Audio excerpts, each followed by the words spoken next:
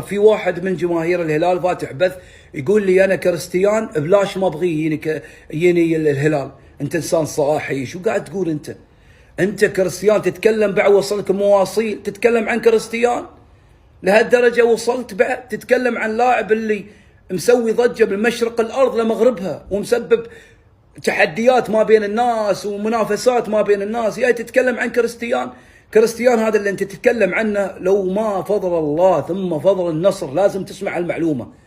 النصر لما ياب كريستيان اليوم قنواتك الرياضيه بدت يشترك عليها من جميع العالم. نادي النصر اليوم هو اللي جاب لك جماهير، نادي النصر هو اليوم يعني سوى لك ضجه في اوروبا، نادي النصر هو اللي اليوم بدأت الناس تتابع الانديه المملكه العربيه السعوديه، نادي النصر هو اللي سوى لك كل هذه الضجه. احمد ربك يا ريال، تتكلم عن كريستيان، وصلتك المواصيل تتكلم عن كريستيان. كريستيان لو يقعد بكرسيك بس تبوس ايدك من الخلف. وبعطيك معلومه، نادي الهلال لو يتم 100 سنه ما يعادل يوم واحد من تاريخ كريستيان اللي قدمه في كرة القدم. يا تتكلم لي عن كريستيان؟ يا أخي ناس، يا جماعة الخير، لهالدرجة ناس مريضة، لهالدرجة تتكلم عن كريستيان يا سوي لك ضجة؟ يا أخي أنت إنسان مريض والله، لا تتكلم في هذه الأمور. وأنت حقدك وحسدك على هذا النادي. احمد ربك أنت أن عندك نادي النصر موجود، والله احمد ربك.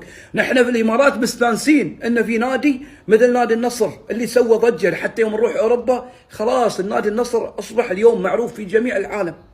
احمد ربك أنك عندك نادي النصر وافتخر فيه، وافتخر عند الناس. لما يقول لك نادي النصر قول نعم نادي النصر عندنا وفي المملكة. ترى هذا النادي سبب لك يا أخي جماهير عديدة اليوم من كل العالم تروح السعودية.